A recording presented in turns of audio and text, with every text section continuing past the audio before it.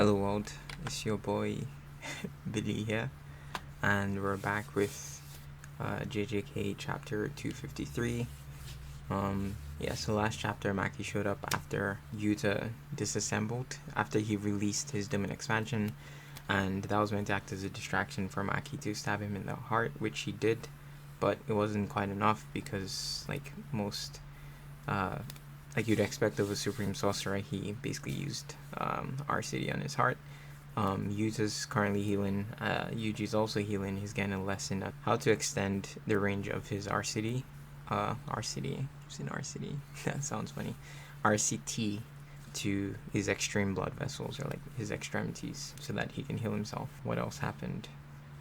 We got a glimpse back into the fight between Uraume and Hakari. Right now it seems like a stalemate. Hakari seems to be holding his own, but yeah, we didn't really get a progress update on that. And then Uraume basically sort of echoed what I was thinking from chapter 248 about Sukuna's disinterest in certain opponents, and usually whenever he's disinterested, his cursed energy wavers, and so you might think maybe his cursed energy is dwindling because you're dealing damage, but it's just because he literally is not trying. Like, he's just not impressed with your performance. So so this chapter we're gonna continue on with the fight, and we're gonna see if Maki is gonna be able to do something more. I'm trying to think of who else can join the fray. I'm not sure if Chose is gonna be super useful here, but he might be able to help some. And without further ado, let's jump right into it. I like this this spread, color spread. Ooh, it's been a while.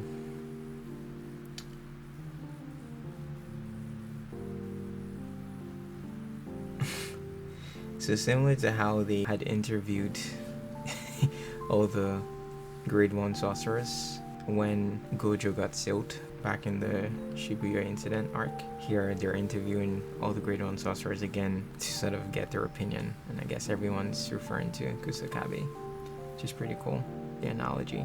And I mean, we do know he is strong, we do know he tends to hold back because he doesn't want to put himself in the fray, but I'm curious what he's gonna do now.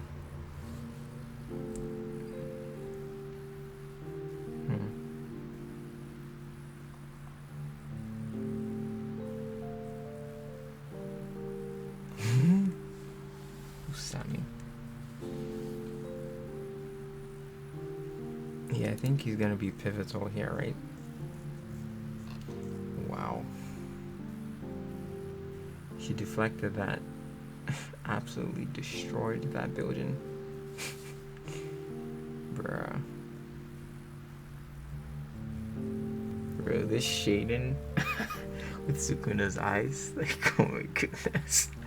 And Maki's face. Bruh. Chills.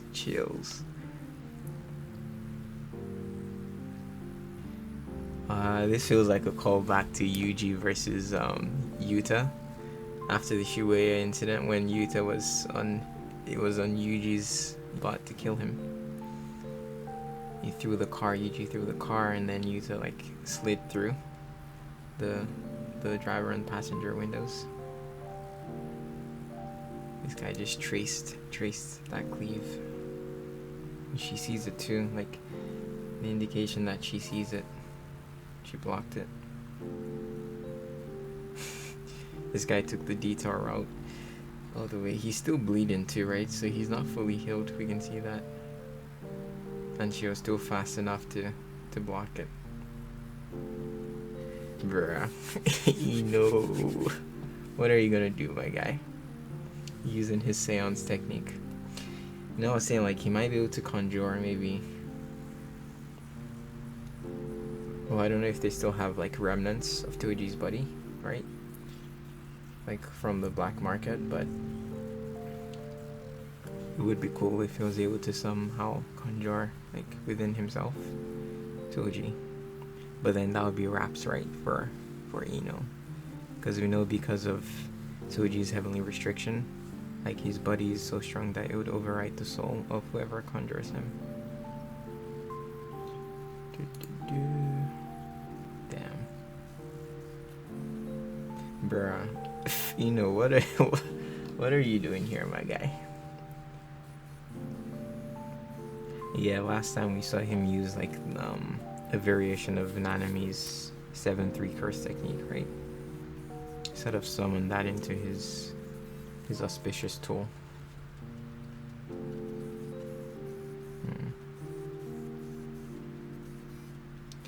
Okay, so Kusakabe is using it now. Still the same tool, right?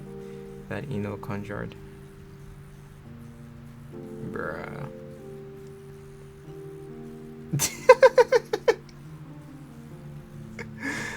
Bro, Kusakabe was all to get cooked. Dang. Yeah, sadly he blocked with his arm, so he didn't do direct damage. Or it wasn't a direct hit to him. Dang it. Bruh. That was a sick way to pull up, though. Pulled up in the other, like the building above. Or not the building, the floor above. Bruh. That is pretty sick. Someone's gonna catch, you know. I mean, it seems like what? 1, 2, 3, 4. Fourth floor? He'll be fine. I don't know with the shards of glass in his back, but he'll be fine. Dang. Maki came in clutch.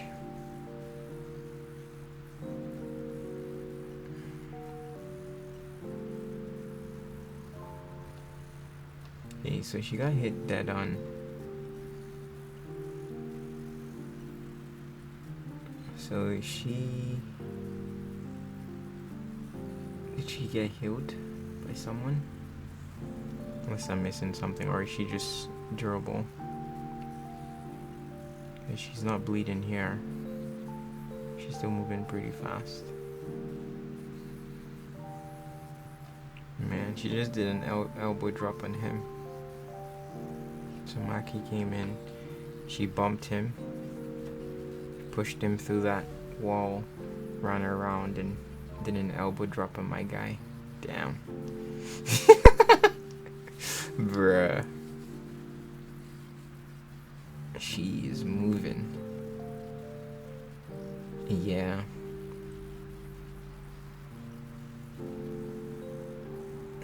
Bruh. What piqued his interest?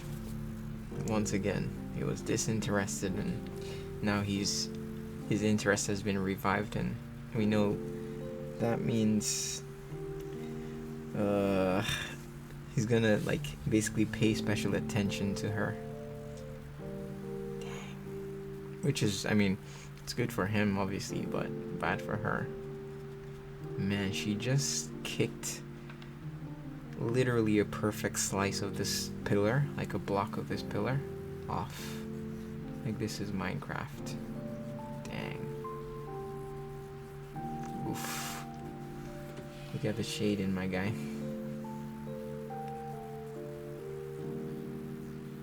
Yeah. So she's basically a more refined version of, way more refined version of Yuji, right?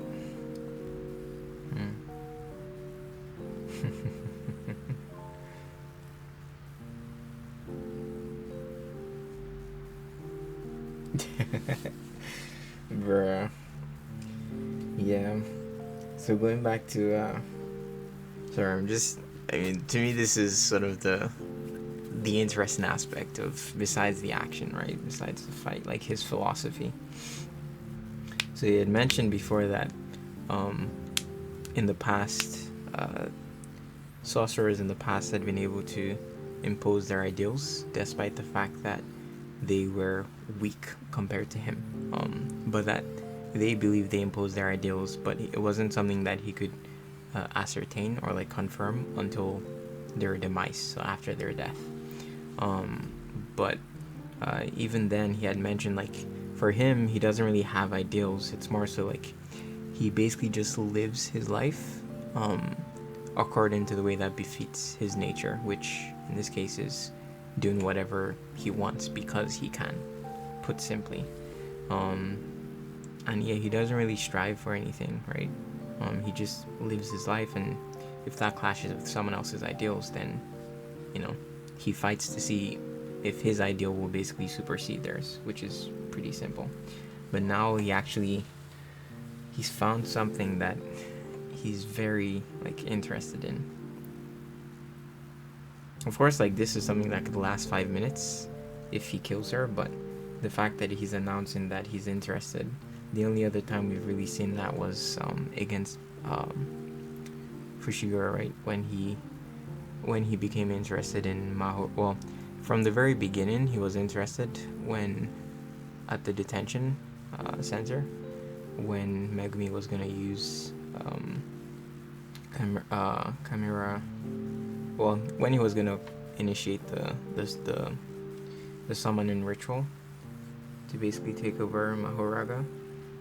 From there, Megumi had piqued his interest, and we saw what that, you know, led to. So now that he's taking an interest in Maki, it's not good for her, right? Because that's when his cursed energy, like, rises all the way, and he actually goes all out. So.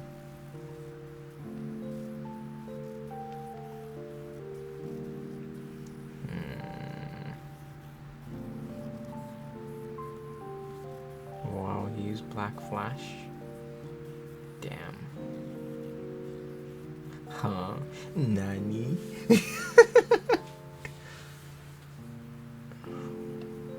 Of course Mimi wouldn't show up.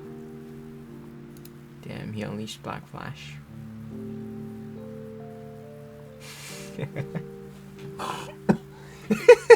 Like I said, Kusakabe, I mean, you might be strong, but he's not gonna...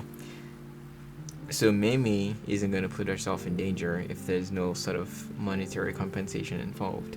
Kusakabe will not put himself in danger if he feels like his front line of defense or attack is out of the question, right? If he knows like other people will be there, then sure, he'll squad up, but he's not going to willingly be there unless he thinks other people are going to be ahead of him. And in this case, the only reason he's going to keep fighting is because he's already here. He can't just run away, right? But he was expecting like the rest of the guys to already be healed up and to still be fighting. But I think Kusakabe is going to show out. Maybe for the first time, he's actually going to try. Let's see what happens. Because that's his thing, right? Self-preservation above all else. Like, he wants to survive, so what better situation than to go all out when, like, your survival isn't guaranteed. The 1v1. You gotta run the smoke, bro. Run the fade. Nice.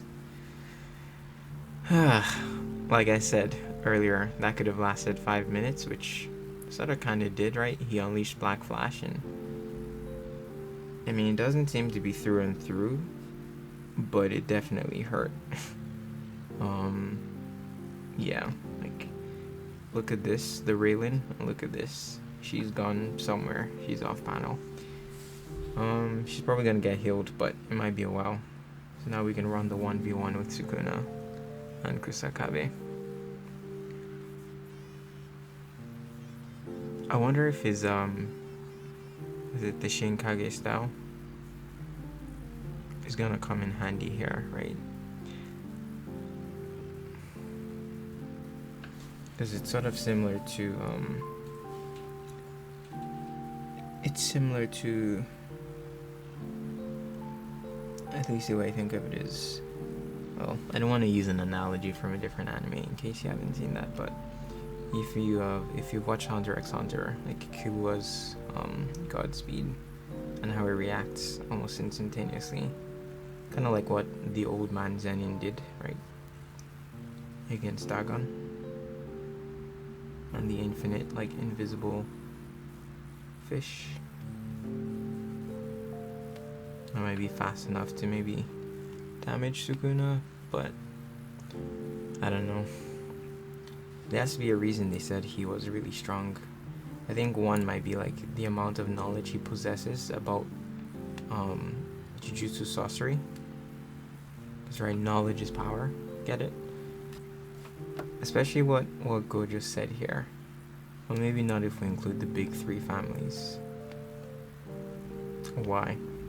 Because they possess more knowledge combinedly on Jujutsu sorcery than maybe he does, or maybe not. Who's Usami?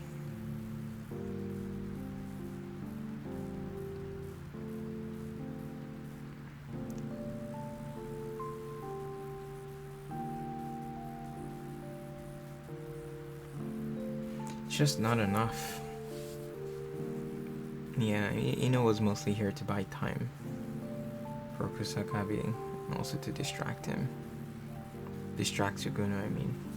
But I mean, Sukuna still noticed his... I mean, with Gojo, he could perceive cursed energy, and so he could sort of tell where people are. With Sukuna, he also has he has a good read on cursed energy, so it's very hard to get surprise attacks off on him, unless you're Maki, or someone else who is indetectable, because you don't have cursed energy. Man, this panel, she's like blitzing him, like running all around, slicing the pillars, and then she kicks the blocks to distract him, and he just palms her face. Rip. And then he was getting really excited, and he unleashed Black Flash. I mean, we saw him do that against Gojo, right? Because that was the only other person that sort of piqued his interest. Anyhow, this was a really good chapter. I don't want to blabber on. Yeah, moving on to 253. I'll see y'all in the next one.